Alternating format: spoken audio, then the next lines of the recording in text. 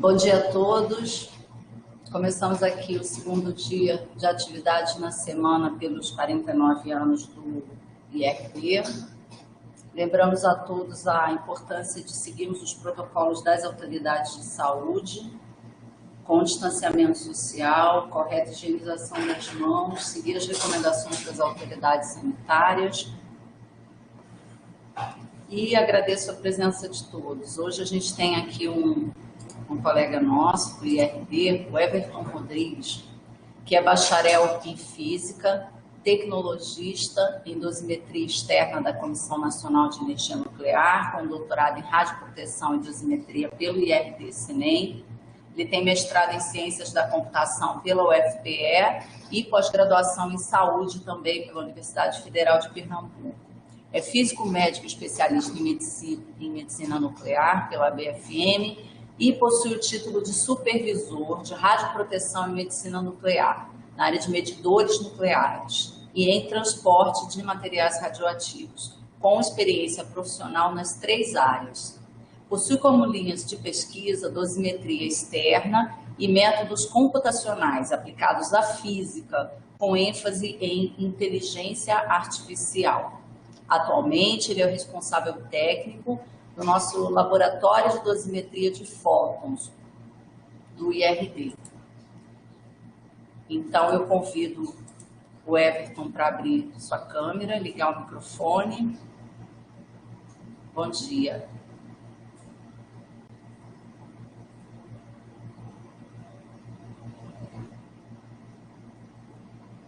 Então, nós vamos ter esse tempo aqui de apresentação. Ao final, vocês fazem as perguntas, podem colocar no chat.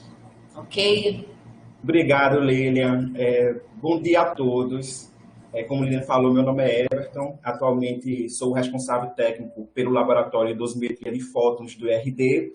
Primeira pergunta, eu queria saber, todos me ouvem? Pelo menos uma pessoa me responder, está tudo ok no meu áudio? Ok, ótimo. Primeiramente, pessoal, o que eu queria desejar para todos nós é muita saúde, tá?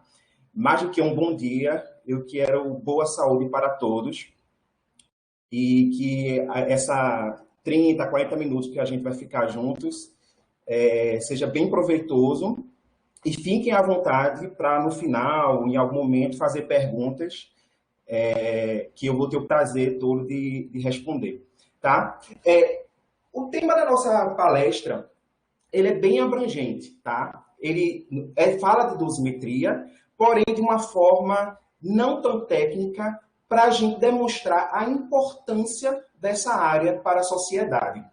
Por isso que esse título mais genérico, mas que vai ter umas informações técnicas, mas o que eu queria deixar a mensagem é da importância de fazer dosimetria na nossa área e para a sociedade como um todo, tá, pessoal?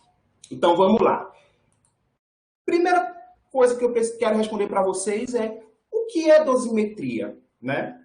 Basicamente, o próprio termo já dá uma dica, né? Medir dose. Concorda comigo? Só que a dosimetria das radiações. Que tipo de radiação? A radiação ionizante, que é aquela que tem a propriedade de ionizar o meio ao qual interage. Ora, a partir dessa interação, ela vai deixar um rastro. Esse rastro é o que a gente quer quantificar e associar a uma dose, uma grandeza, que me dá um indicativo de dose, que deve estar relacionada ao risco, certo? O que é que significa isso? A interação da radiação ionizante, ela deixa, como falei, deixa o rastro. Esse rastro é possível quantificar e quando a gente associa ao risco, a gente está tendo uma medida que ajuda na proteção, tá? Então, basicamente, eu coloquei aqui que a dosimetria é medir dose recebida por alguém ou algo, pode ser um fantoma, um alimento, mas você quer medir dose, essencialmente, mas o mais importante, obviamente, são nas pessoas, tá? Devido à radiação ionizante que interage com o material que o compõe, tá? Como eu falei, ela deixa esse rastro, a íons e meio deixa esse rastro, e quando a gente se trata trata de uma pessoa, a gente chama de dosimetria individual, tá? Agora a pergunta, que é a mais importante da palestra. Por que precisamos medir doses relacionadas à radiação ionizante? E qual a importância dessas medidas? O que é que a gente faz com essas medidas? Como a gente aplica essas medidas? Tá? Vamos lá. Basicamente, essa resposta, acho que todos que estão aqui, quem é da área e quem não é, pode imaginar, a principal finalidade é a proteção radiológica.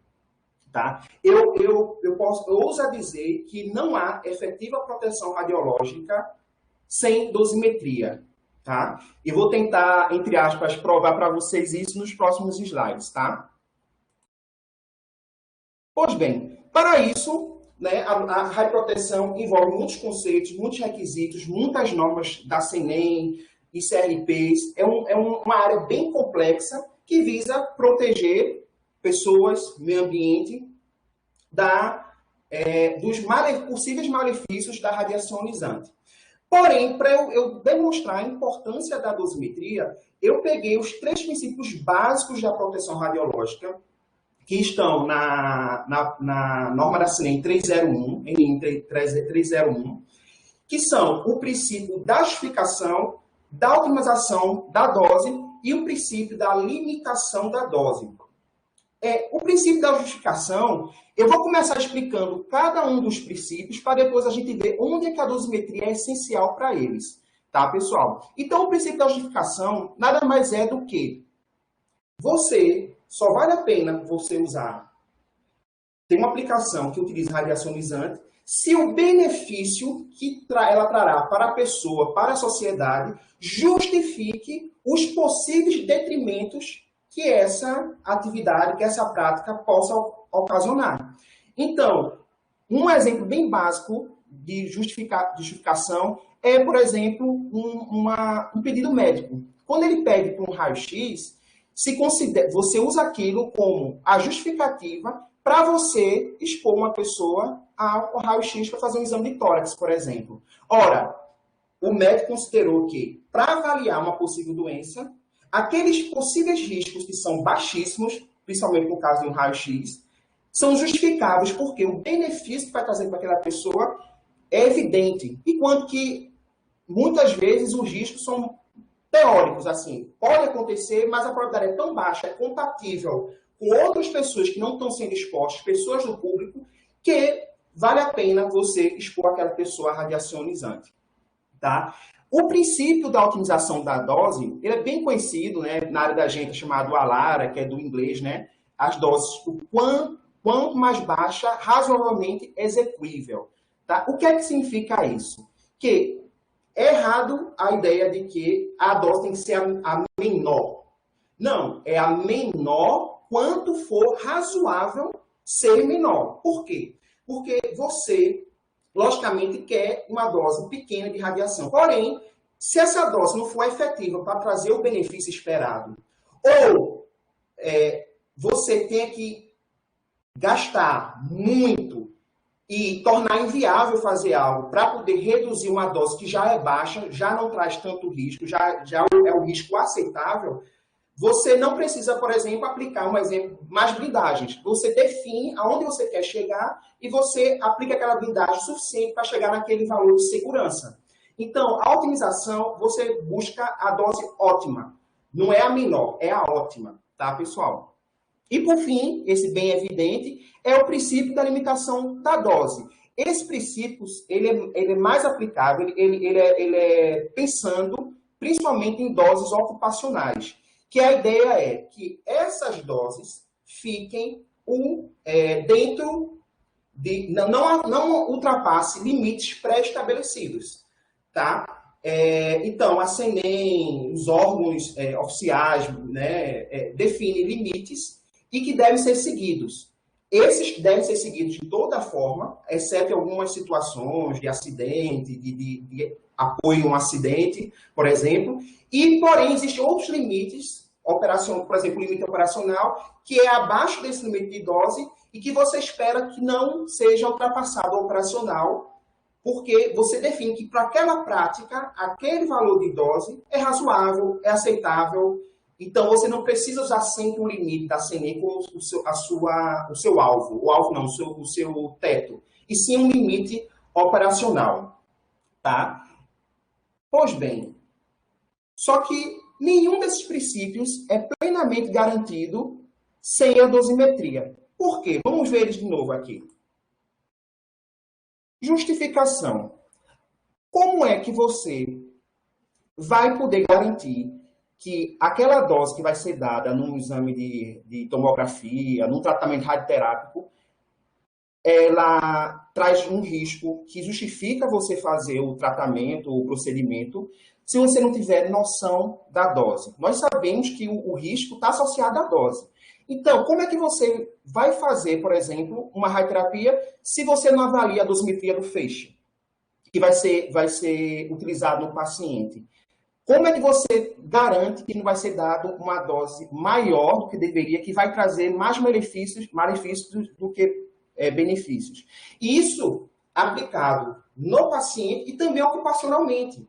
Como é que você vai garantir que aquele trabalhador que vai estar atuando, fazendo o exame, ou operando a máquina de radioterapia, como é que você vai garantir, como é que vai ser justificável ele trabalhar se a dose que ele recebe vai trazer um malefício para ele demasiado? Ora, você precisa garantir que tanto o paciente receba uma dose justificável, como o trabalhador também. Ele vai ter um benefício social, porque ele vai ter um emprego, vai trabalhar numa área específica, então ele é exposto, mas de uma forma controlada e justificável. Então, a dosimetria entra referendando isso, servindo como um alerta, servindo como uma forma de avaliar o procedimento, se está sendo correto, se está tudo ok, e se é justificável, tá, pessoal?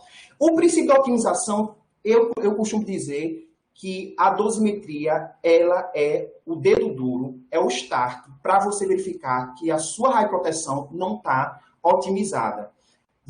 Em muitos serviços, as ações corretivas partem do valor da dose que sai no relatório mensal de dosimetria que um laboratório como o meu, que eu sou responsável, emite. Ora, você muitas vezes trabalha e descobre que o seu trabalhador que recebia 0,3 milisievert por média recebeu 1,5. Ou, constantemente, ele está recebendo uma dose alta, 0,8, sempre próximo ao limite do nível de investigação. Ora, peraí, se você está com uma prática que o seu trabalhador está sempre próximo de investigação, essa prática não está otimizada. Então, a dosimetria vem para nos dar essa informação.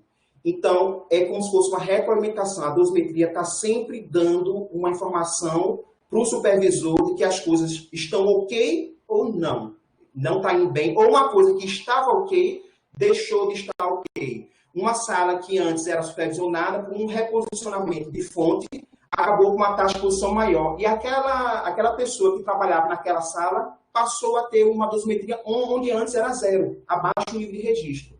Ora, como é que a gente vai descobrir isso? Pela dosimetria. E aí, onde é que entra a otimização? A gente vai mudar as estratégias, talvez aplicar mais blindagens, fazer uma mudança de procedimento para reduzir a dose, o quão pode ser reduzida, sendo razoável essa redução. Ou seja, estamos fazendo radioproteção, estamos otimizando por causa da informação da dosimetria, tá? E o princípio da limitação de dose, ele é óbvio, né? Como é que você vai conferir se um trabalhador está recebendo uma dose dentro dos limites aceitáveis se você não tiver dosimetria? Então, esse é bem claro que está intrinsecamente ligado à dosimetria, o princípio da limitação de dose, tá, pessoal? Me ouvem? Se tiver um ok aqui, só para eu seguir tranquilo aqui, que tá tudo certinho, tá? Pronto, perfeito, Camila, obrigado. Eu coloquei aqui, tá, os limites, acho que quem é da área conhece bem essa tabela, que define os limites adotados no Brasil e mundialmente, esses limites são bem estabelecidos no mundo, de dose ocupacionais, ou seja, e do público, né? Qual o limite de dose que a gente usa como referência que não pode ser ultrapassado de jeito nenhum, tá? Então, para a dose efetiva, que dá a noção da dose de corpo inteiro, esse limite é 20 milisievert por ano, podendo chegar a 50, desde que, na média, você tenha no máximo 20 milisievert em 5 anos, tá? Para o público, esse limite é 1 milisievert, tá? Então, você vê que existe essa diferença.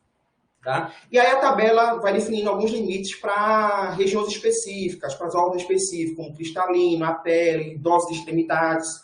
Então essa tabela é a referência para quem faz radioproteção e nós que fazemos dosimetria, nós temos alguns parâmetros que startam sinais que a gente vai dar para o supervisor de que as coisas não estão indo bem. Então, por exemplo, quando chega a uma investigação, a gente coloca uma cartinha.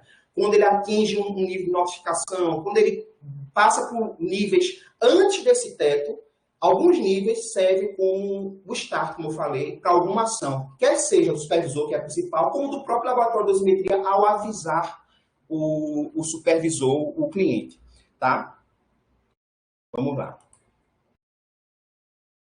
Então, dentro da dosimetria, claramente aquela que é mais clara, a finalidade, aquela que é bem conhecida, eu não posso dizer que é a mais importante, que a importância é relativa. Como é que a dosimetria de um paciente não é importante? Claro que é.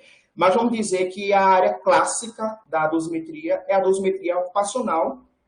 Então, a gente vai começar por ela. Tá? Pois bem, vejam que é a dosimetria ocupacional. É muito importante, algumas pessoas da área às vezes não têm essa informação, que eu aqui, dentro de um quarto, estou exposto a um certo nível de radiação ionizante. Vocês todos que estão em casa, no trabalho, também, porque existe uma radiação de fundo, que é o background natural de qualquer lugar. Você tem radiação cósmica, até minerais, uma parede de mármore vai ter um pouco de radiação, então é esperado isso, tá? É a radiação de fundo.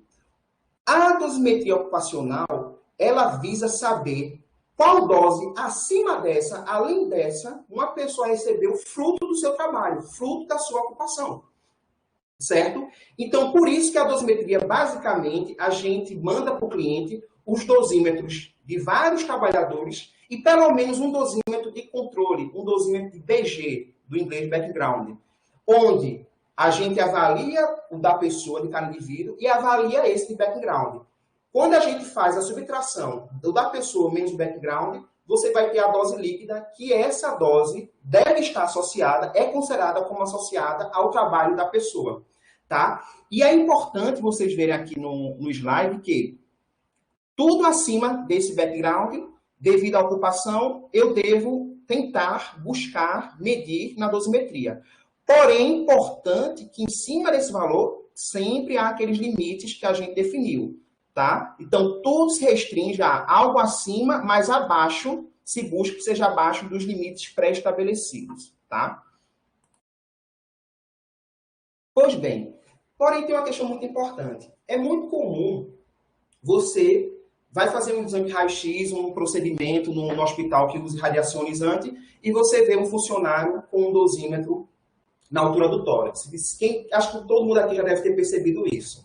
Tá? É muito mais comum você esperar doses vindas de uma fonte que está externa ao corpo da pessoa. Mas, pessoal, dosimetria individual é uma soma, tem que se considerar exposição externa, que é aquela quando a fonte está fora do corpo da pessoa, e a exposição interna, que é quando a fonte, por algum motivo, foi incorporada, está dentro da pessoa que está sendo exposta. Tá? Então, essa diferenciação é essencial para a HG. Então, a dosimetria, apesar de ser uma coisa só, ela tem duas grandes sub-áreas. A dosimetria externa, ao qual, lá no RD, eu coordeno, sou responsável por um laboratório. E existe a dosimetria interna, que outros colegas que estão aqui, Bernardo, Wanderson, lá do RD, por exemplo, coordenam os laboratórios que fazem medidas internas, tá? Vamos tentar entender cada uma. E para entender, é importante eu dar uma pincelada de como a gente faz isso, de como a gente vai medir a dose, tá? Então, começando pela externa. Basicamente, eu já meio que dei uma dica do que seria a dosimetria externa, né? A bem conhecida, bem clássica, é a dosimetria de tórax, que quando você usa um dosímetro posicionado na altura do tórax. Essa dosimetria é a dosimetria que eu posso dizer obrigatória. Em linhas gerais, em via de regras, um trabalhador que é ocupacionalmente exposto deve usar pelo menos esse dosímetro, que é o dosímetro que me dá uma estimativa da dose efetiva, a dose de corpo inteiro que aquele trabalhador está recebendo ao longo de um mês de trabalho. Tá? Então, essa dosimetria externa ela é feita especialmente por esse tipo de dosímetro, que é um tipo de dosímetro passivo. O que seria um dosímetro passivo em vias de regra? É um dosímetro que você vai ter a exposição da radiosonizante, ele coleta informações dessa exposição e depois, posteriormente, através de um processamento, você vai obter o valor dessa exposição. Então, você não tem um valor em tempo real, você vai ter um valor posterior. Isso faz parte de um programa de maturação regular, de rotina. Você já mais ou menos sabe o que é esperado naquela prática. A pessoa recebe um dosímetro, em linhas gerais, a pessoa vai ter uma dosimetria compatível com a atividade, com uma pequena oscilação, e mensalmente a gente emite relatório, o supervisor e o próprio profissional vai acompanhando a sua dosimetria e vai acumulando aquela dose no ano e confronta com o limite da CNEM ou com o limite operacional daquela prática. Tá? Porém, algumas práticas exigem, elas, por característica, você espera que, além da exposição do corpo inteiro, pode ter uma exposição relevante em algum ponto específico do corpo, algum órgão específico do corpo. E, ocupacionalmente, seria cristalino,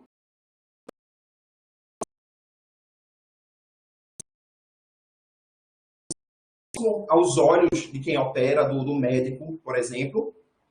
É importante você fazer uma medida do cristalino, ou seja, você posiciona um dosímetro, aqui vai ter um cristal TLD, que daqui a pouco eu explico, próximo aos olhos da pessoa, e você vai ter uma medida da dose no cristalino, da dose equivalente no cristalino.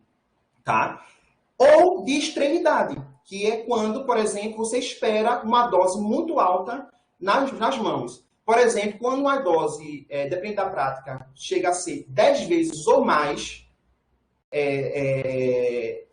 em relação à dose de tórax, ou seja, ela é maior pelo menos 10 vezes. Então, se você, por exemplo, espera que no ano receba 2 milicitos de tórax, mas você espera que receba 20 ou mais de extremidade, já justifica você fazer medidas específicas na extremidade. Aí na extremidade são permitidas duas técnicas, tá?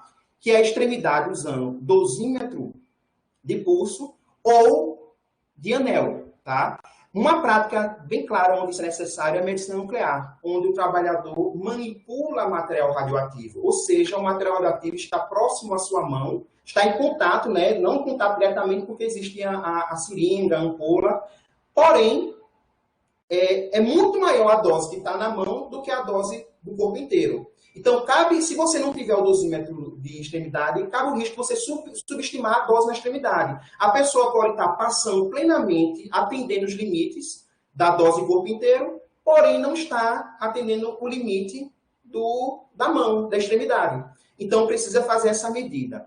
Claramente, se espera doses maiores quando você usa o anel, porque geralmente está mais próximo à fonte. Mas, através de alguns processos de calibração, você consegue estimar essa dose usando de pulseira. Mas eu posso dizer a vocês que o mais fiel da realidade é quando você usa um anel dosimétrico, tá?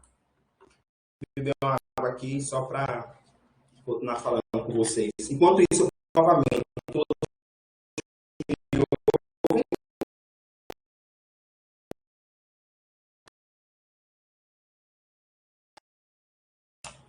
obrigado, Camila, mais uma vez. Perfeito. Então, vamos lá. Eu mostrei na foto anterior, por exemplo, vou botar aqui um slide para mostrar.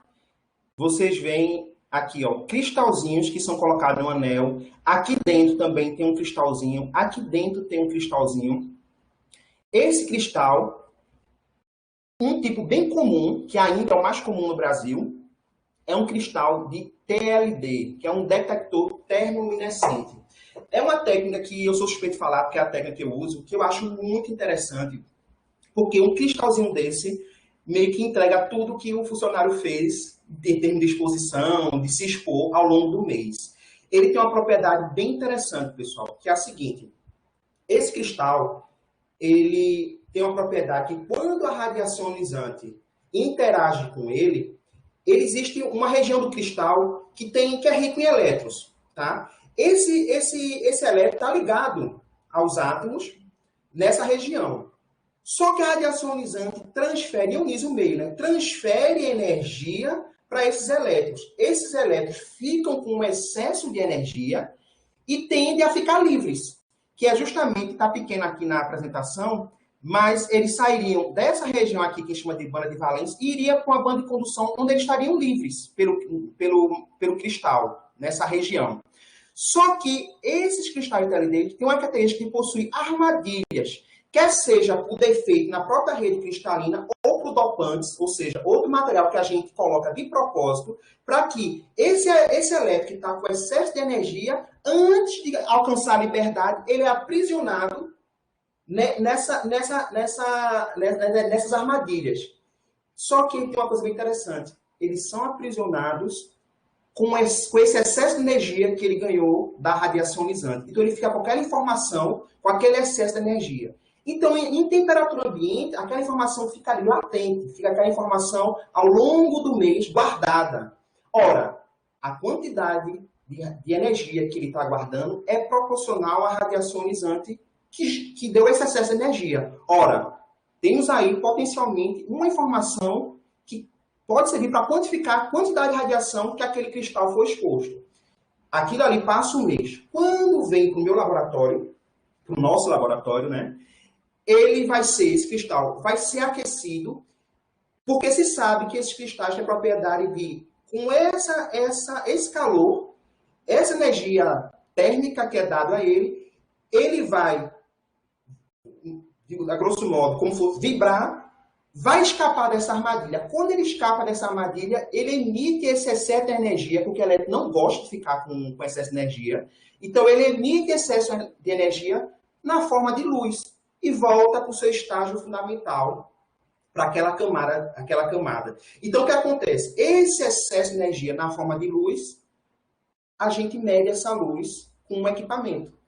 Ora, essa luz vai ter uma intensidade que é proporcional à energia que o elétron tinha de excesso. Só que essa energia de excesso é proporcional à energia da radiação ionizante, que é o que eu quero. Então, eu tenho uma informação, tenho um registro sobre a quantidade de radiação ionizante que passou pelo cristal. Ora, mas esse cristal está sendo usado por quem? Por um trabalhador. Então, eu tenho a informação da quantidade de energia que passou pelo de radiação que passou pelo trabalhador. E isso que eu estou chamando de quantidade de radiação nada mais é do que a dose recebida pelo trabalhador. Só que claramente, tá? Claramente, eu vou passar aqui só 2 slides para mostrar para vocês. Eu vou colocar essa foto aqui, vou antecipar um pouco. Claramente, para tudo isso ser quantificado, a gente precisa calibrar o sistema, né?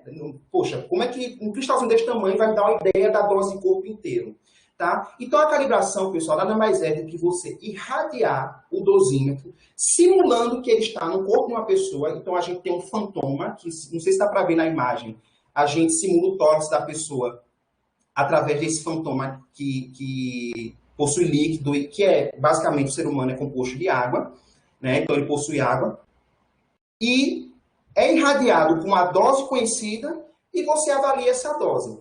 Ora, eu irradiei o dosímetro com uma dose, por exemplo, de 2 milisievert.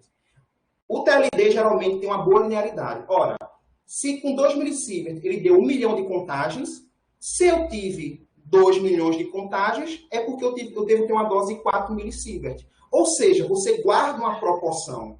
Então, você simula uma situação que o trabalhador está recebendo uma dose que você conhece, guarda um fator de calibração. Quando o trabalhador está exposto em uma situação que você não conhece a dose, você avalia o dosímetro que ele está usando e você, por essa regra de 3, por essa proporção, usando esse fator de calibração, você vai ter uma medida da dose que ele recebeu. E essa medida, tá? Ela é uma excelente estimativa da dose efetiva que o trabalhador recebeu, pessoal. Tá? Espero que todos estejam entendendo bem. Eu sei que é uma parte um pouco mais técnica, fique à vontade de perguntar daqui a pouco, no final da apresentação, principalmente, né? Fica mais organizado, vamos dizer assim. Eu não vou explicar com detalhes, mas existe uma outra técnica também já bem utilizada no Brasil, pelo menos 2 laboratórios importantes do Brasil utilizam, que é a dosimetria através da luminescência opticamente estimulada, que é a OSL, que é a mesma ideia, pessoal. É a mesma ideia, só que a diferença é que em vez de você aquecer o cristal para poder liberar a energia na forma de luz, você ilumina o cristal, logicamente com uma luz diferente, com a intensidade, com uma frequência diferente, onde você ilumina o cristal e ele emite esse excesso de energia. Tá? Esses elétrons são desarmadilhados e essa energia é liberada e se mede de forma muito semelhante ou igual ao que se faz na dosimetria termoluminescente. A grande vantagem da OSL é que, na TL, quando você aquece o cristal, você perde a informação toda. Ou seja, você não consegue reavaliar. E quanto que é o OSL, você consegue reavaliar. Por quê? Primeiro, você pode iluminar parcialmente o cristalzinho. Ou seja, você pode, por exemplo, iluminar metade do cristal. E também porque, mexendo na configuração da luz, na intensidade, você consegue desarmadilhar os elétrons parcialmente. Ou seja, você, quando aquece, é uma coisa muito completa que vai todo mundo desarmadilhar a princípio. Quando você ilumina com a intensidade fraquinha, você consegue fazer que alguns elétrons sejam desarmadilhados e dê sinal e outros continuem armadilhados. Isso permite que você possa fazer uma nova leitura caso você desconfie que aquela esteja errada ou para confirmar uma informação que o cliente peça. Tá, pessoal? Como eu disse, é um pouquinho complexa essa parte, mas eu acredito que nas perguntas dá para explicar melhor, tá? E, por fim, nós temos dosímetros externos, que são ativos. E qual a grande diferença do dosímetro ativo e passivo? O ativo, basicamente, vai ter que ter uma fonte de energia, uma bateria, para lhe dar uma informação em tempo real. Ou seja, essa informação não é processada depois, é na hora que você está usando. Tá? Isso, claramente, é muito, muito interessante para a radioproteção. Tá? Só que tem uma informação importante. No Brasil, os dosímetros oficiais que são usados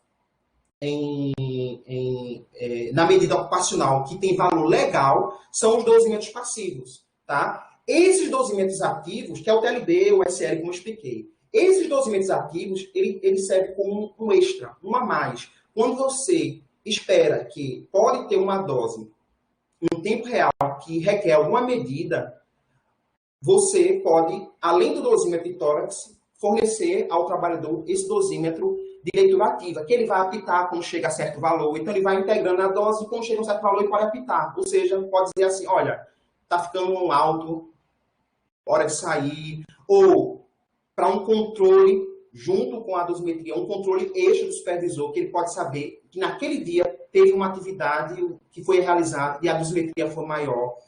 Para situações de acidente, para você verificar de maneira rápida a dose. Em situações, você teria com o dosímetro ativo. Outra situação, por exemplo, é que quando você vai usar um dosímetro de tórax regular, você pede ao laboratório, ele prepara, manda para você, você usa ao longo do mês. Mas vamos dizer que você precisou fazer uma manutenção do ar-condicionado de um lugar que tem uma fonte. E você tem uma pessoa que vai entrar. Você vai fechar tudo e aquela pessoa, teoricamente, não vai estar exposta, não vai passar no limite público, mas você quer medir. Então, você pode fornecer, por exemplo, uma caneta dosimétrica, a pessoa realiza aquela atividade, você mede a dose, você avalia, porque a caneta vai me dizer qual foi a dose naquele intervalo, e você registra. Então, o dosimetro ativo, ele é muito útil, a depender da prática, mas o obrigatório, legal é o dosímetro de tórax passivo, tá? Isso aqui eu já mostrei para vocês, que é o processo de calibração, que no final da apresentação eu vou ressaltar a importância disso, tá? Pois bem, aqui entramos numa área que é um pouco arriscada para mim, porque não é a minha área, que é a dosimetria interna, mas eu vou tentar passar para vocês, como uma pessoa que é da área de dosimetria, aquilo que eu entendo, que eu aprendi com meus colegas e que eu estudei com eles também. E justamente a minha intenção é passar com uma linguagem não de quem é um expert da área, mas de quem conhece a área. E se eu falar alguma besteira, acho que meus colegas estão aqui para me corrigir e ajudar, e fiquem à vontade, tá, pessoal?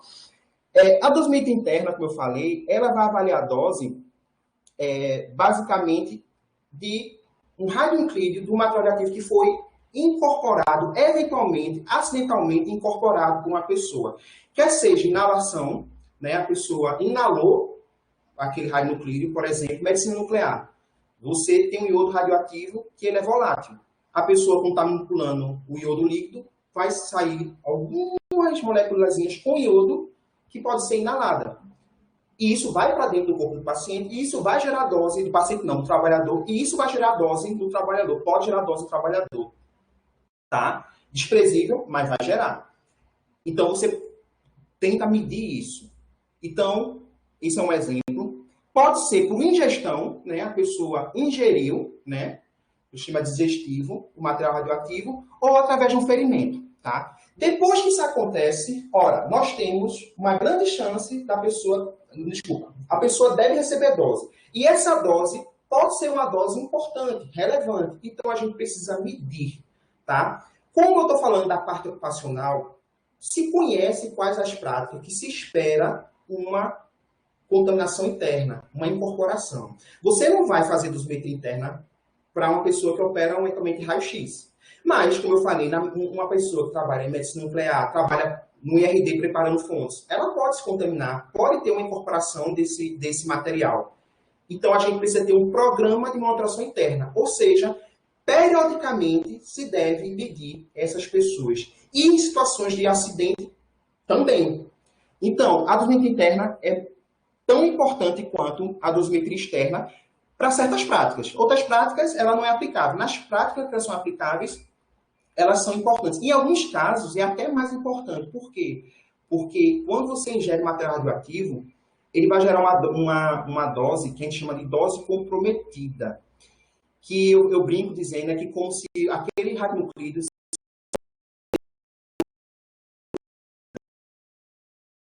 dele, ele vai entrar no corpo da pessoa, vai acabar saindo pelas excretas, mas uma quantidade vai ficar especialmente no órgão-alvo, no órgão que ele tem afinidade. E ali, depois que ele está acoplado àquele órgão, ele vai ficar de forma bem comprometida, dando dose ao longo da vida da pessoa. E, legalmente, a gente faz cálculos estimando até 50 anos de um trabalhador. 50 anos, a partir do momento da contaminação, 50 anos de integração dessa dose. Ou seja, se o acidente for importante, você pode atingir os limites por causa que a fonte está dentro da pessoa. Tá?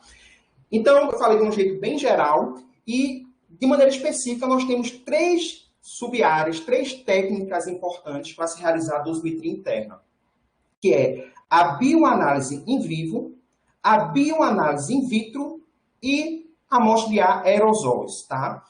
Pela foto, já dá para perceber a diferença, né? Por exemplo, da bioanálise in vivo para in vitro. O próprio nome diz, né?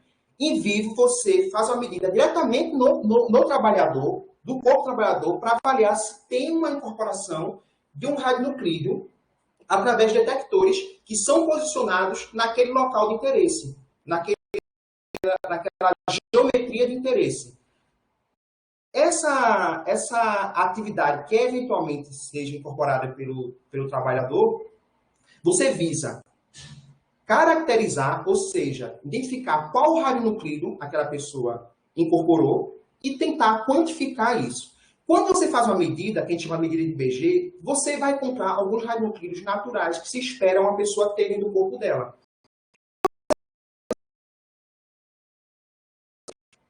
Ou muito mais, e pode ter um radionuclídeo que não é esperado estar dentro da pessoa, tá? E temos a bioanálise in vitro, que essa já é bem mais indireta. O que é que significa isso? A pessoa teve a incorporação, ela ingeriu por inalação, por ingestão, né, um material radioativo, e esse material percorre o corpo da pessoa, pode se fixar em órgãos-alvos de interesse, porém, ele vai ser excretado, geralmente por fezes ou urina, principalmente. Claro que pode ser por outras vias, mas principalmente fezes e urinas. Você, com essa amostra, você vai fazer uma medida que vai lhe dizer, né, vai tentar lhe informar que, ora, pelo conhecimento do metabolismo, da biocinética daquele radionuclídeo, no corpo da pessoa, se espera que uma certa porcentagem saia pela urina. Ora, se sair uma atividade X nessa urina, você estima que a pessoa incorporou uma atividade Y maior. E a partir dessa atividade Y, você tem fatores de conversão que associa essa atividade à dose comprometida, à dose interna que a pessoa recebeu. Então, é uma técnica bem interessante, tá? Aliás, todas as técnicas de dosimetria interna eu acho muito, eu que não sou da área, acho muito bonito. Eu até assisti uma palestra do Bertelli que ele chama da arte da dosimetria interna, e eu concordo com ele, tá, pessoal? E, finalmente, a amostra de ar. Essa é um pouco diferente. Você não vai colher a amostra do trabalhador, nem vai medir diretamente o que está dentro do corpo do trabalhador. Mas você consegue avaliar o que está entrando no corpo do trabalhador ao colocar um material junto, por exemplo, da lapela, que tem a capacidade de coletar moléculas de ar que vai ter material radioativo. Quando você mede posteriormente, você tem uma noção se aquele ambiente tem material radioativo em volta do trabalhador, que você consegue caracterizar, descobrir qual material e também quantificar. Tá? Estamos quanto tempo em palestra? Já estamos uns 30 minutos, 40 quase. Estou um pouco prolixo para variar. Mas vamos lá. Eu vou tentar manter a explicação com um pouco mais de agilidade, por causa dos compromissos de alguns. Mas eu acho que boa parte eu já adiantei aqui da dosimetria interna. Então, eu coloquei aqui para vocês um exemplo de maquinário e que a urina e as fezes são os mais importantes que a gente coleta para fazer as medidas, tá, pessoal? A in vivo, você pode ver pelas fotos que uma coisa muito importante que eu queria comentar com vocês.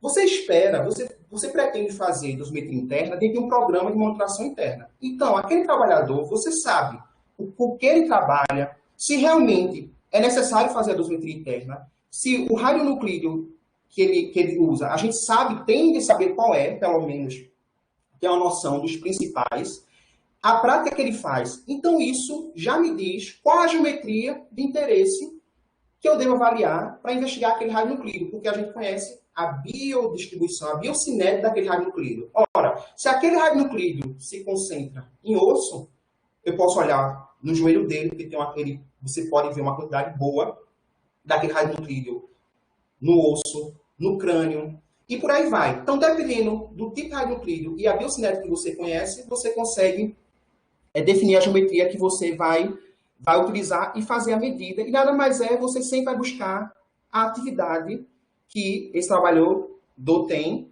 Naquele momento que você faz a medida e a partir dela você estima qual foi a atividade na incorporação. E como eu falei, né, vale para o in vivo, vale para o in vitro. A partir dessa atividade que você calculou através de modelos, qual foi a atividade incorporada, você consegue, através de coeficientes, definir a dose que a pessoa recebeu, a dose interna. Tá? Aqui eu coloquei um exemplo de uma unidade de contador de corpo inteiro móvel. O IRD, né, o de dosimetria interna em vivo do RD já conseguiu um novo, mas aqui para ilustrar, eu tinha essa já em mãos, eu coloquei aqui, que ela pode levar um contador do corpo inteiro até o local onde você quer fazer as medidas. Tá? E quem é que faz essas medidas? Qual a importância dessas medidas? Trabalhadores de medicina nuclear, já expliquei para vocês, tendem a incorporar um pouco, especialmente iodo radioativo, que é volátil, quando é iodo líquido. Mineradoras, inspetores de radioproteção da própria Senem, que visitam instalações diversas, quem trabalha na emergência, em salvaguarda, enfim. E, eventualmente, indivíduos do público, tá? Porque você pode ter uma situação de acidente, como a gente vai ver lá na frente, como o caso, por exemplo, em Goiânia, tá? Então, você pode precisar fazer uma medida da contaminação interna. E essa unidade móvel é bem útil e interessante para isso, né? Para esse tipo de situações, tá? São 10 slides, pessoal, e esses slides são mais de conclusão, então a gente vai agilizar um pouco, tá? Por fim, o aerossóis, o laboratório de aerossóis, né? Depende da pronúncia, que nada mais é o que eu expliquei para vocês. Se vocês olharem aqui, ó, tem esse instrumento que possui material que fica na lapela do trabalhador, você vai coletar e depois você vai medir e você vai ter uma noção do quanto o trabalhador pode ter inalado por estar realizando aquela atividade. Tá, pessoal? Pois bem, só que a dosimetria, ela é muito bonita a área. Então, você não só tem essas técnicas de medição, tá? Existem duas que eu acho também muito bonitas. A primeira é a dosimetria citogenética, que é outra que eu posso também chamar de arte. Que é o seguinte, pessoal. Uma pessoa recebeu uma suspeita ou recebeu efetivamente uma dose muito elevada, muito alta, a princípio de 100 milisievert para cima. Ora, o limite anual que a gente espera que seja no máximo 20 milisievert, tá? Obrigado, Bernardo. Ele falou aqui que eu consegui desenrolar na interna bem, então fico mais tranquilo. Mas voltando à citogenética. A pessoa recebeu uma dose de 100 milisievert para cima. Eu falei antes que a dose, o limite de dose máximo que a gente espera no ano é 20 milisievert, podendo chegar a 50, desde que a média seja 20. E uma pessoa em um mês recebeu mais de 100. Isso é importante, é uma dose muito alta. Então, o que é que a gente faz? Poxa, será que a gente afasta o trabalhador? Será que a gente vai mandar ele direto para o médico? E claro que vai mandar para o médico, mas bota a mão na cabeça. Peraí, vamos cuidar dele, vamos cuidar da parte médica, mas especialmente, vamos medir quando entra a dosimetria citogenética. Quando a dose é muito elevada, se espera que haja algumas aberrações cromossomiais em células do sangue, especificamente os linfócitos. Então, o que é que essa técnica faz?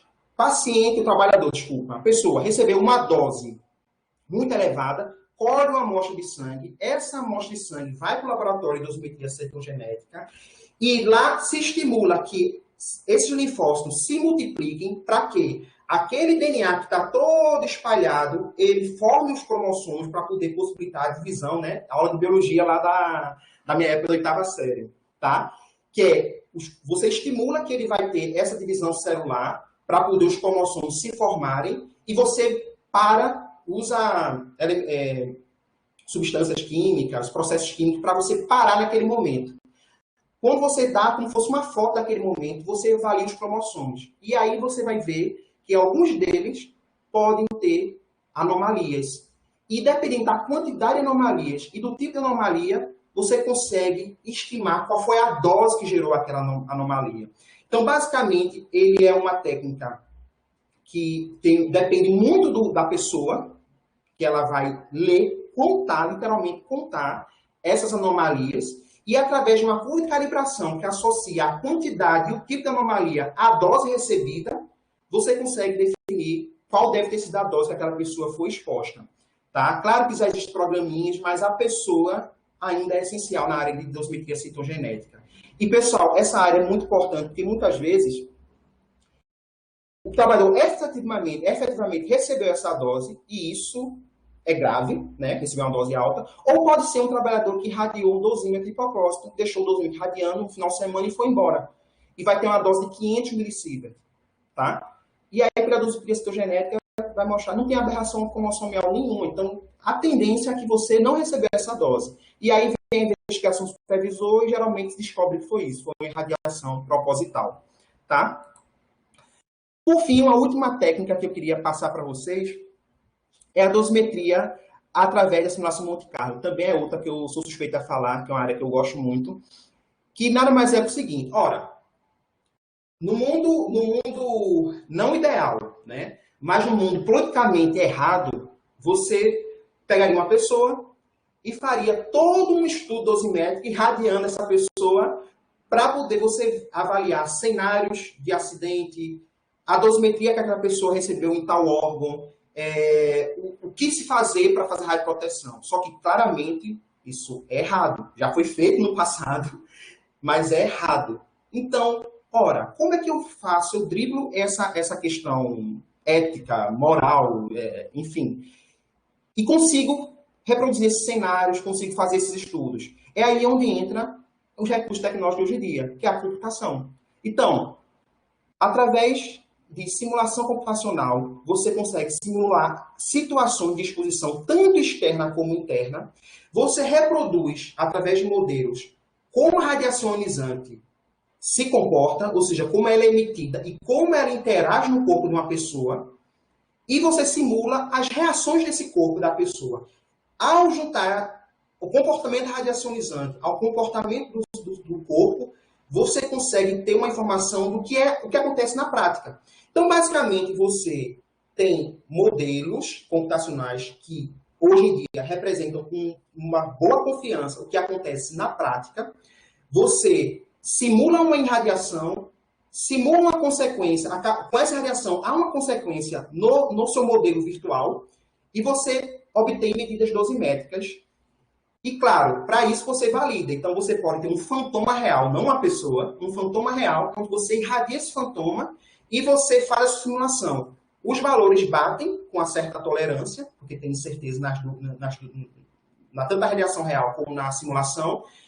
Dentro da tolerância, você valida esse modelo. Depois que validou esse modelo, você pode usar para simular situações. Quer seja de um paciente de medicina nuclear, quer seja um trabalhador que se contaminou, ou um operador de radioterapia, de um equipamento de radioterapia, tá?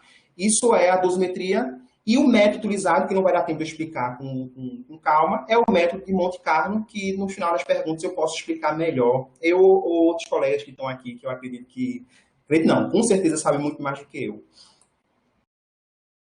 Pois bem, estamos chegando na fase final da apresentação, tá? Que é muito importante lembrar que eu quero, nessa apresentação, definir, mostrar para a sociedade como dosimetria é importante. E se a pessoa não ficou satisfeita em ver como, na parte ocupacional, ela é essencial para fazer proteção radiológica, eu vou demonstrar que ela é essencial não só na parte ocupacional, tá? Então, por isso que eu vou ter essa frase. A dosimetria da radiação, das radiações, não se restringe à dosimetria ocupacional, tá? A primeira, e clara, é a dosimetria interna. Ora, lembra que eu falei que o médico faz um pedido para poder você fazer, por exemplo, um tratamento em medicina nuclear? Justificado. Mas, como é que eu garanto que aquele tratamento vai trazer mais benefício do que malefício para as pessoas? Por exemplo, um paciente de iodoterapia, ele recebe uma quantidade de iodo para tratar um câncer de tireoide. Vamos dizer que ele recebeu 150 ml de iodo. Porém, depois de um tempo, recidivou. O câncer apareceu de novo. Né? A tireoide já saiu, mas em algum lugar do corpo apareceu uma metástase. Você vai dar uma segunda dose agora de 150, novamente. Depois apareceu e vai ter que dar uma outra dose. Espera aí. Será que essa quantidade de administração de iodo radioativo está chegando numa dose que vai trazer mais malefício do que curar o paciente? Então, é muito importante você fazer a dosimetria interna do paciente, principalmente na medicina nuclear. Tanto para um mero exame como para um tratamento, você precisa conhecer que aquele órgão-alvo vai ter uma dose, mas os órgãos vizinhos, aquela dose é segura? Qual atividade eu vou dar para poder garantir que não tenha uma fibrose pulmonar? Então, cálculos dosimétricos são colocados, são realizados para definir, por exemplo, a atividade máxima que você vai dar a uma pessoa que cure um câncer dele, tá? Outro órgão. Então, olha a importância da dosimetria. Hoje tem programas bem consolidados que realizam cálculo dosimétricos na área de medicina nuclear. Existem métodos para fazer isso. E eu digo a você, não existiria medicina nuclear se não se tivesse uma noção das doses que são permitidas para cada órgão e que são toleráveis, tá? Do mesmo jeito na medicina nuclear, você pode dosimetria na radioterapia. A dosimetria na radioterapia, você pode se colocar fantomas, você pode colocar TLDs e medir dose. É muito mais interessante, correto, você estudar a dose, você fazer controle de qualidade e avaliar um planejamento radioterápico usando fotoma com TLD, onde você vai verificar a dose que vai naquele fantoma que representa uma pessoa e que é medida pelos TLDs. A partir daí, você toma decisões sobre qual é o melhor método para irradiar aquele paciente, fracionar aquelas irradiações, o que é que eu posso fazer ou não fazer, e fazer controle de qualidade diários, né? Diários, periódicos. Então, na radioterapia, a dosimetria é essencial. Não se faz, por exemplo, pessoal, nenhuma irradiação de paciente se não tiver a dosimetria do feixe. Porque isso você pode matar o paciente ao invés de curar o paciente. Então, se eu não consigo comprovar para vocês que a dosimetria é essencial numa área tão importante que trata câncer, aí eu digo, realmente, não vou conseguir ir até o fim da palestra. Mas se não estiverem satisfeitos, vamos pensar em Angra dos Reis. Como você colocaria uma usina nuclear numa cidade com pessoas que estão seguindo sua vida, se você não conseguir garantir que a dose ambiental, a dose que as pessoas vão receber, simplesmente, sem ser em situação de acidente, simplesmente pela existência da usina, é segura? Então, você precisa fazer monitoração ambiental regulares, é um programa de monitoração ambiental, onde você demonstra para a sociedade que a dosimetria nos lugares povoados e no meio ambiente em volta da usina está dentro dos limites seguros, tá? E, logicamente, todo mundo, quando vê a usina, de maneira até um pouco equivocada, pensa em acidente. Por quê? Porque a usina, geralmente, é um dos lugares mais seguros de todos os países, é a usina nuclear, tem uma defesa em profundidade espetacular. O que é que acontece? Mas pode acontecer. Numa situação de acidente, não se vai ter estratégia, não se vai ter ações se você não medir dose. Então, ora, a usina nuclear produz energia e essa produção de energia só existe, só é possível porque tem a dosimetria. Então, vem a parte médica, vem a parte de energia. Então, a dosimetria é essencial sempre. Quando tem radiação ionizante, a dosimetria é essencial. Por fim, temos a dosimetria em situações de acidente, como de Goiânia. É nessas horas que a grande sociedade percebe a nossa importância. Percebe a importância da CINEM e, no caso, no específico da dosimetria. Todo mundo quer saber a dose daquele bebê, a dose daquele trabalhador, a dose daquela pessoa. Está segura? Foi quanto? Ela vai ter problemas? Vai acontecer algo? Ela vai morrer? E você consegue dar resposta à sociedade e definir condutas a partir de análises dosimétricas. Quer seja in vitro, quer seja in vivo, enfim. Ou o dosímetro para o trabalhador que vai agir na situação de acidente, você deixar o trabalhador tranquilo, que ele vai atuar naquela ação, mas não vai receber a dose acima, que acabe sendo perigoso para ele. Então, a dosimetria entra também numa situação que a gente não quer viver nunca mais, mas que a única forma de as práticas continuarem existindo é você ter tudo bem estabelecido o que fazer se acontecer. Tá, pessoal? Meu último slide é dizer o seguinte: além de tudo isso, a dosimetria ela é o campo fértil para a pesquisa científica. Então, ela alimenta muitas pesquisas científicas. Eu coloquei um bem interessante, que, por exemplo, que é o uso da técnica OSL para a identificação de alimentos irradiados como condimentos e especiarias. Ou seja, acho que vocês sabem, tem umas perguntas aqui chegando, muito bem. Vocês sabem que alguns alimentos são irradiados com o objetivo de esterilizar, de matar micro-organismo, tudo. Ora, bem que interessante, você pode usar o próprio alimento para quantificar a dose que ele recebeu. E isso é importante por quê? Porque dependendo da dose, você esteriliza ou não. Você mata micro-organismos ou não. Então, o próprio alimento pode servir, o próprio alimento pode servir como o informante sobre a dose que ele recebeu. Isso, pessoal, é um exemplo que eu estou dando. Medicina nuclear, você pode usar TLDs para poder fazer novas técnicas, tá? Você na área de radioterapia, na área de acidentes, você vai ter que fazer simulações de situações de acidente, a dosimetria entra. Então, a pesquisa na área de dosimetria é um campo farto. Então, se tiver alunos de pós-graduação aqui também, vão ver que a área de dosimetria, ela é um terreno fértil. Você viu que tem análises laboratoriais, tem simulação de Monte Carlo. Então, enfim, aproveitando um pouquinho o espaço, fazer uma propaganda da nossa área, tá, pessoal? Considerações finais, eu queria botar 2 pontos, tá, pessoal?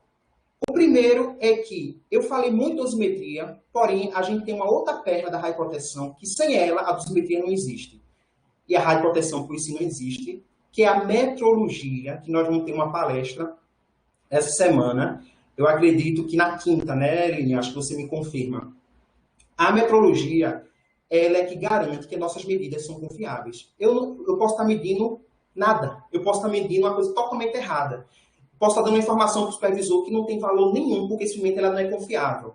Então, a metrologia, que é a partir dos padrões que eles utilizam para permitir a minha calibração do sistema, e esses padrões têm rastreabilidade a laboratórios nacional e internacionais, me dá a confiança que aquela minha medida dosimétrica é confiável. Então, o IRD é um estudo de radioproteção e dosimetria, poderia acrescentar a metrologia aí, ou apenas radioproteção sustentada na dosimetria e na metrologia, que é a base do nosso instituto. Claro, temos física médica, ambiental, que é tão importante quanto.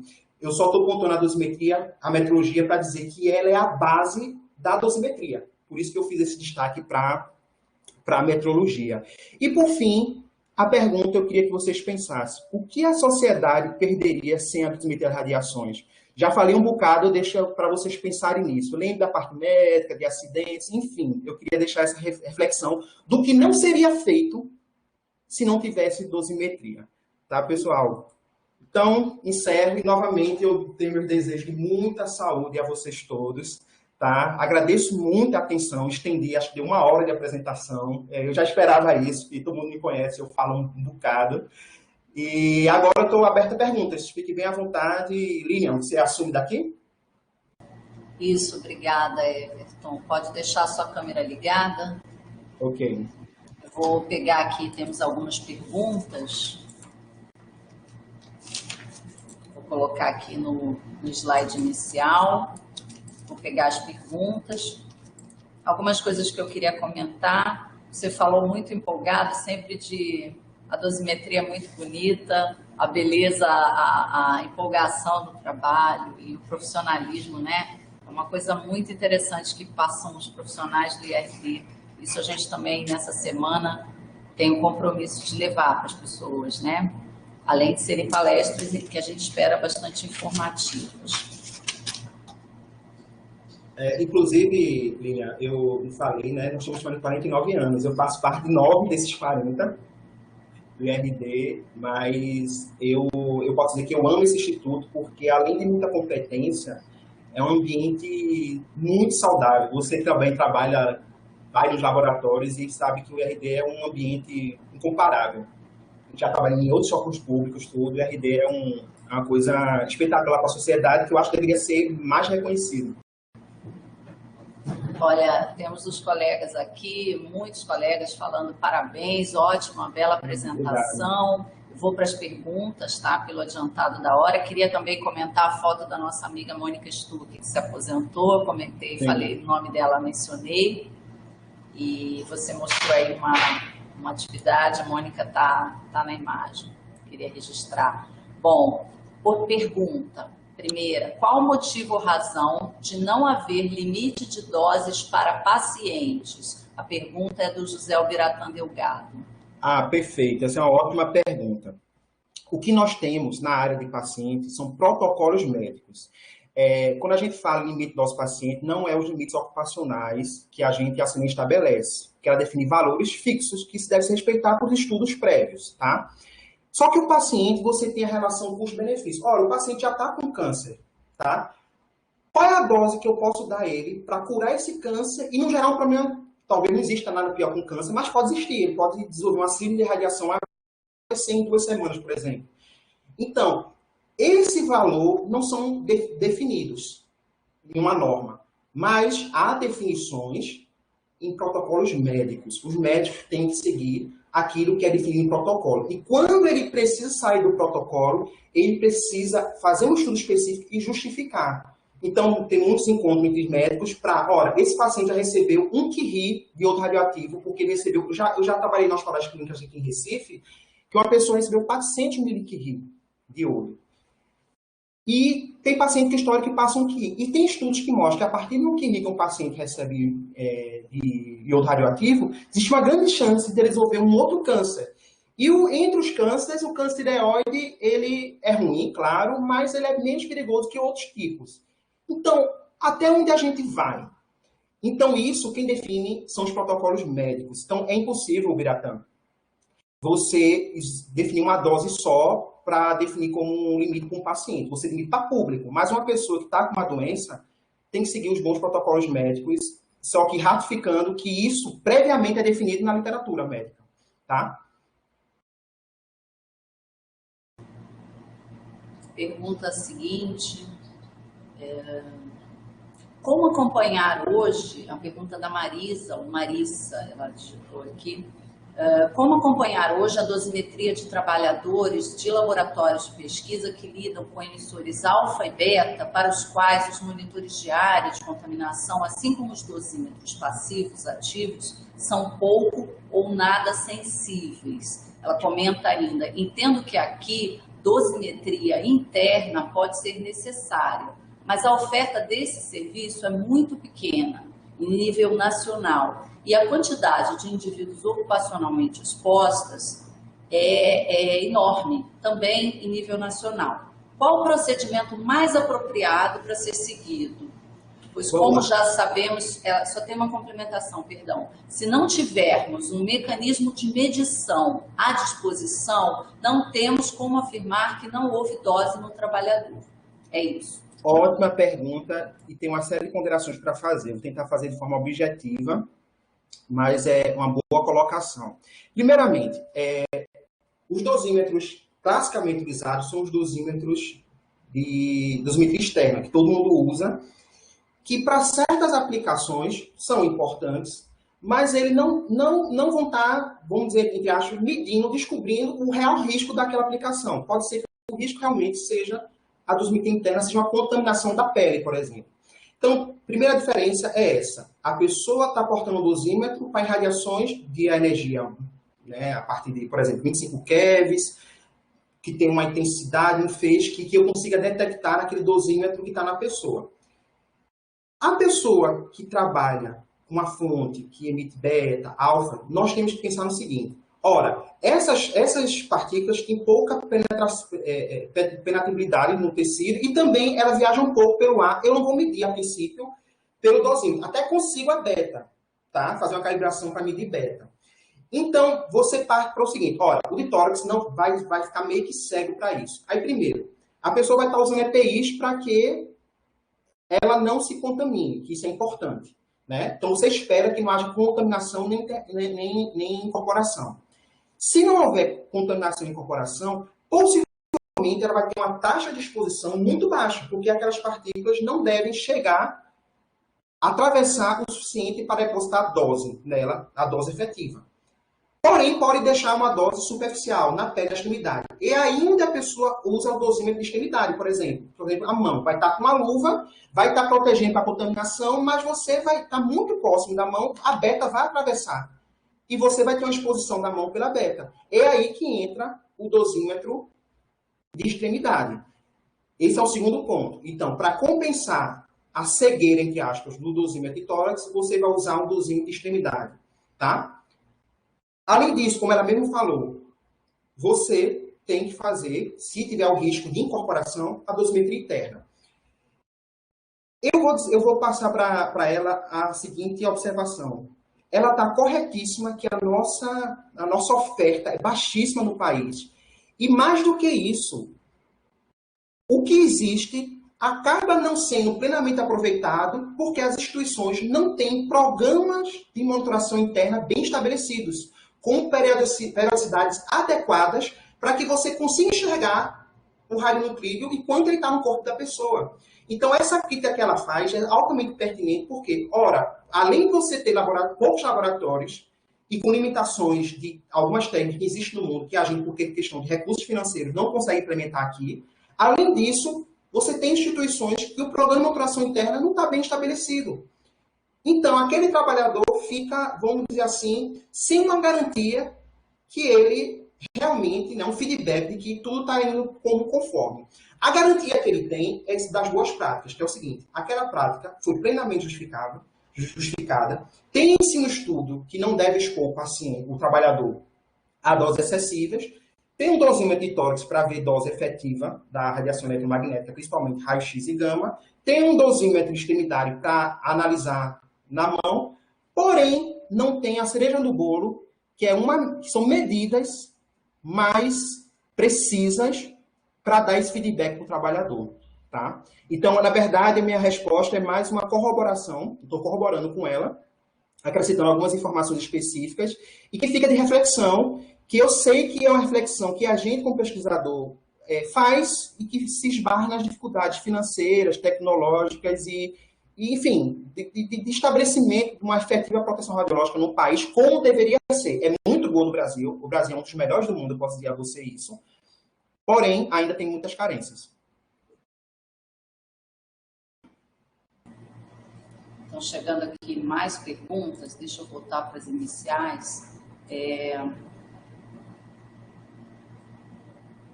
Existe um procedimento da Júlia de Almeida Mata Maia Pinho. Existe um procedimento que foi falado aqui ontem sobre injeção de radiação no paciente através de um tubo. Nesse caso, seria necessária a dosimetria interna ou serve apenas para trabalhadores? Veja só. Ontem, infelizmente, eu tive uma questão médica com meu pai, então não pude assistir a palestra.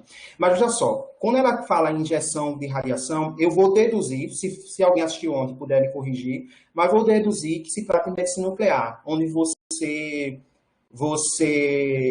administra um fármaco, que é um material que tem afinidade a algum órgão, algum tecido do corpo humano, marcado com um material radioativo. Esse fármaco leva até aquela região e aquele material radioativo ou vai produzir a radiação que você vai detectar para fazer o exame ou para tratar. Tá? Nesse momento, ela mesma já fez a própria pessoa que fez a pergunta fez a distinção. Tá? Qual foi o nome da pessoa? Tá fácil? Se não tiver, depois eu... Acho que foi a Júlia. Júlia, você mesmo fez uma distinção ocupacional e do paciente. A dosimetria interna da medicina nuclear, primeiro, a medicina nuclear vai ter a dosimetria externa. O trabalhador vai ter a dosimetria externa ocupacional dele. A interna, você deve ter um programa de monitoração periódico em que o trabalhador deve ser acompanhado periodicamente se ele teve contaminação. Inclusive, há trabalhos, né, até do aluno aqui, do colega Bernardo, que verifica o uso da própria gama-câmara da medicina nuclear para poder fazer essa análise se, por exemplo, o trabalhador teve uma incorporação de iodo. Então, sei lá, semanalmente, depois de uma manipulação de iodo, ele fazer a contagem em vivo. Tá? Isso é uma coisa. Mas, na medicina nuclear, o que se discute muito hoje, além disso, claro, que existe uma lacuna nisso, pela falta de laboratórios nas cidades que façam essa medida, se discute muito a dosimetria interna do paciente, porque, efetivamente, a dose importante aí, que vai causar efeitos de propósito e alguns colaterais, é o fato do paciente ter incorporado de propósito, a gente ter introduzido material radioativo no paciente. Claro, sabendo que o benefício é maior do que o possível dano.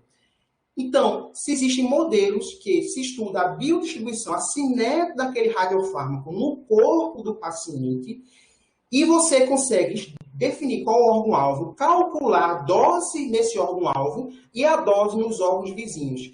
E a dose do órgão-alvo, por exemplo, um tumor, né, de um órgão-alvo, a dose desse tumor, em cima desse tumor, tem de ser a maior possível para matar o tumor, mas desde que não cause dano no próprio órgão ou nos vizinhos, suficiente para você gerar outro problema no paciente.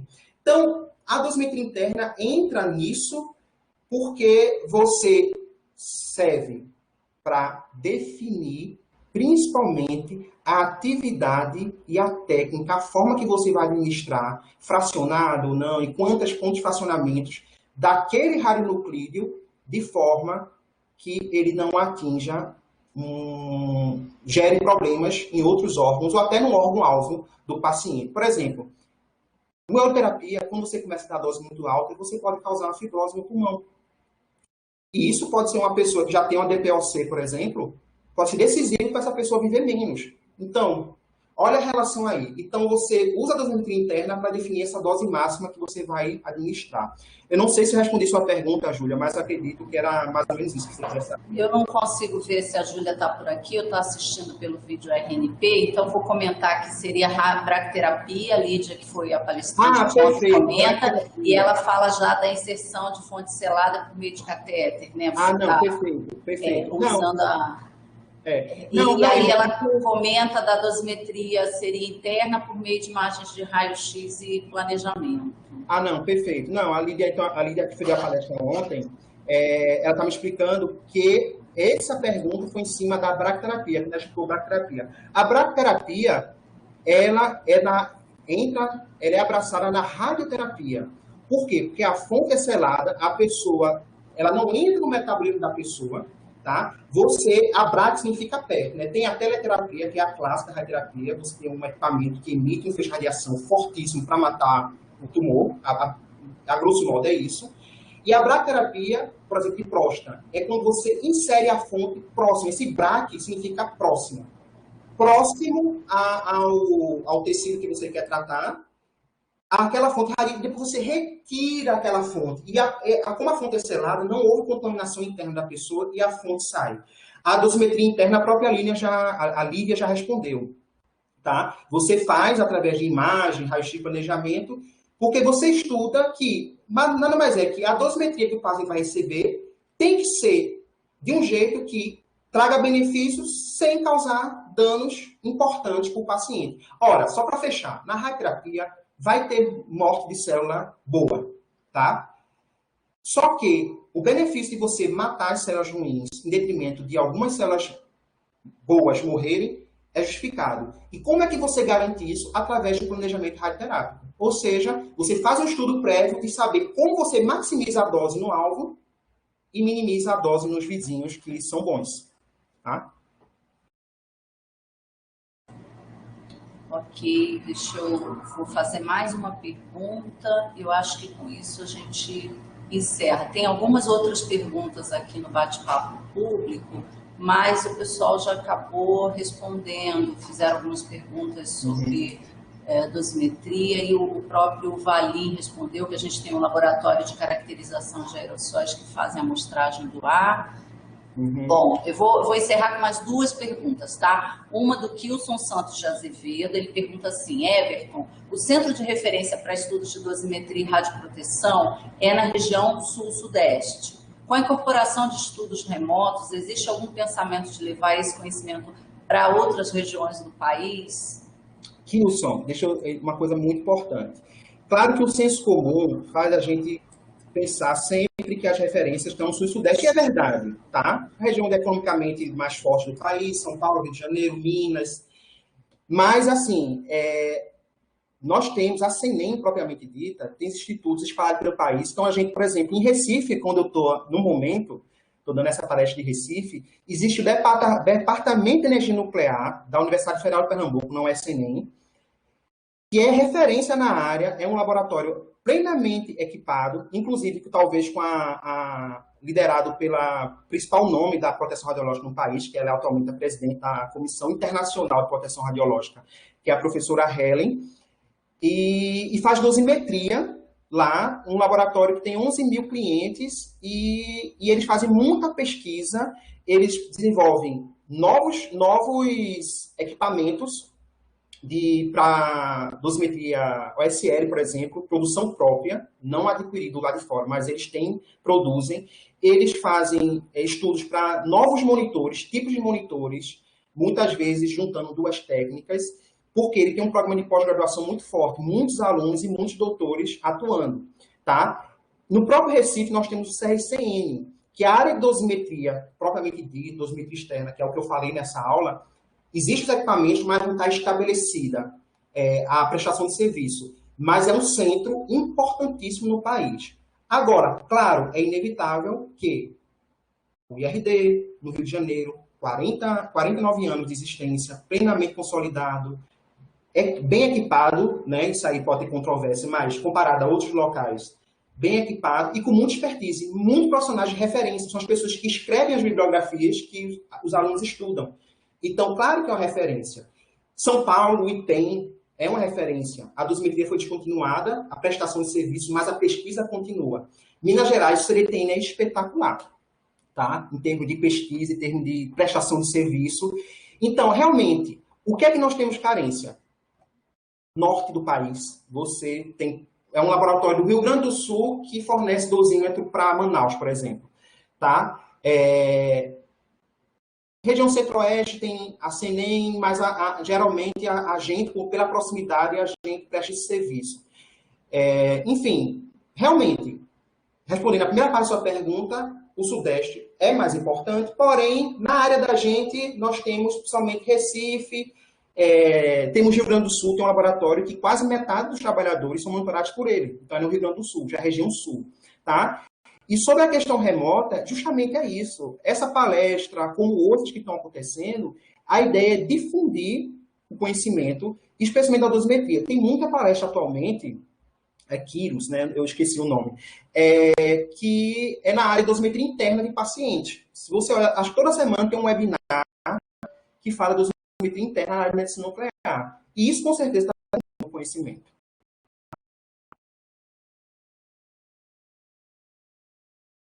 Eu acho que... Eu não sei se... tá aqui.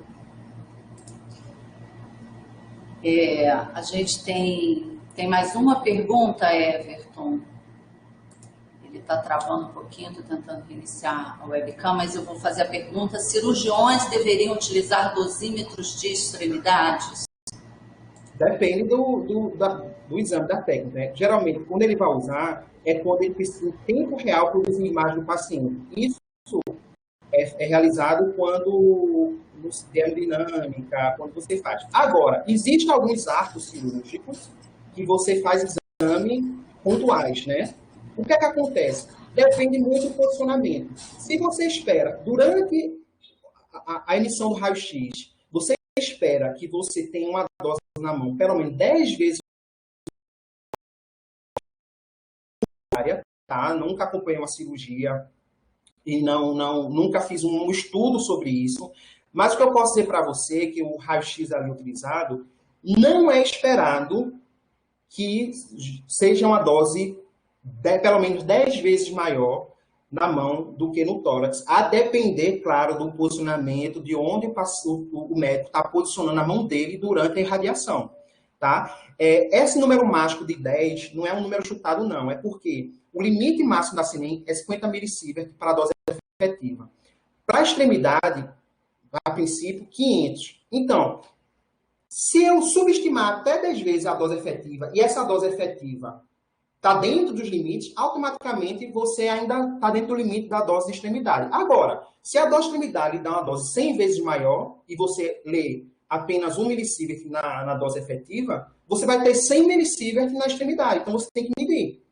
Entendeu? E isso é mais comum quando a mão está posicionada ou na direção do feixe ou junto à fonte, colada à fonte na hora da manipulação. Tá? Everton, a gente agradece muito a palestra. Lilian, posso responder de maneira muito breve uma resposta de Ricardo Amorim aqui, que ele me perguntou, bem breve no chat, ele me perguntou aqui a relação da dosimetria à metrologia das radiações. Eu falei isso no final da palestra, eu só queria ratificar o seguinte, que a relação é a seguinte: eu preciso irradiar meu dosímetro com uma dose conhecida. Isso é a calibração do meu sistema. Essa dose conhecida, eu só posso dizer que essa dose é conhecida se a metrologia faz a dosimetria do meu feixe que eu uso para calibração, certo? Ou o próprio laboratório de metrologia usa uma fonte que foi feita uma dosimetria dessa fonte com um equipamento confiável que tem rastreabilidade. Ora, se esse equipamento faz a medida e diz que a fonte que irradia com dose conhecida está irradiando uma dose de, sei lá, 1 miligray por hora, por minuto, por exemplo, eu confio naquela informação como verdade. E aí, quando eu obtenho o fator de calibração, eu consigo garantir que eu irradiei com 1 miligray e li X. Esse X equivale a 1 miligray. Quando tiver 2X, eu vou ter 2 miligrays. Então, além disso, o fato da dosimetria dessa fonte ter rastreabilidade, eu consigo garantir a rastreabilidade do meu sistema. Então, a relação é intrínseca. Não há dosimetria sem metrologia. E a segunda resposta é o dosimetria eletrônico, vou responder de maneira bem breve. Ele favorece muito a dosimetria porque ele vem em tempo real, enquanto a dosimetria passiva você vê depois de um mês, pelo menos. Então, dependendo da prática, é muito importante duas coisas. Uma, você ter a resposta em tempo real, ou você, na hora de fazer a investigação, porque aconteceu uma dosimetria passiva muito alta, se você tem a informação do dosimento ativo, você pode ajudar o supervisor nessa conclusão. Para mim, como laboratório, não interfere muito. Por quê? Porque eu dou minha medida e digo, olha, o passivo, o dosímetro de tórax, deu esse valor.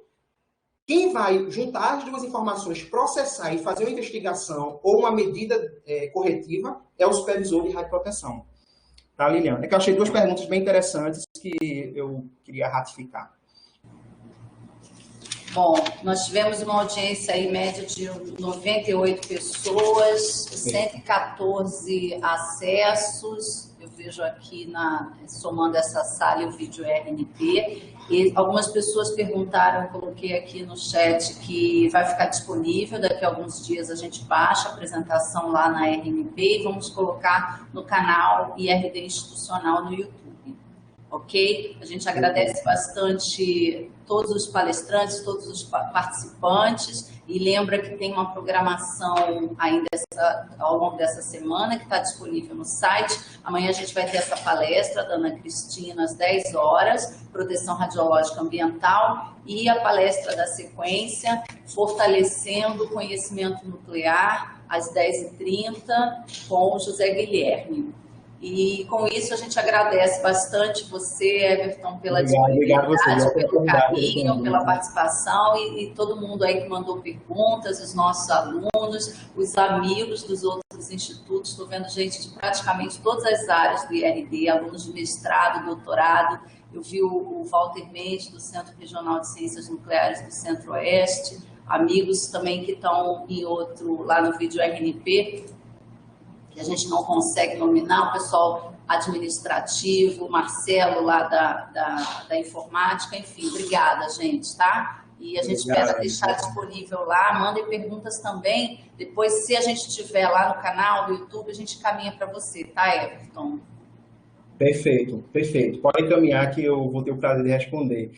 Obrigado, Línia, obrigado a todos, um abraço, ótima semana para todo mundo. Obrigada, saúde pra gente, vamos cuidar. Um beijo. Tchau, beijo. Tchau.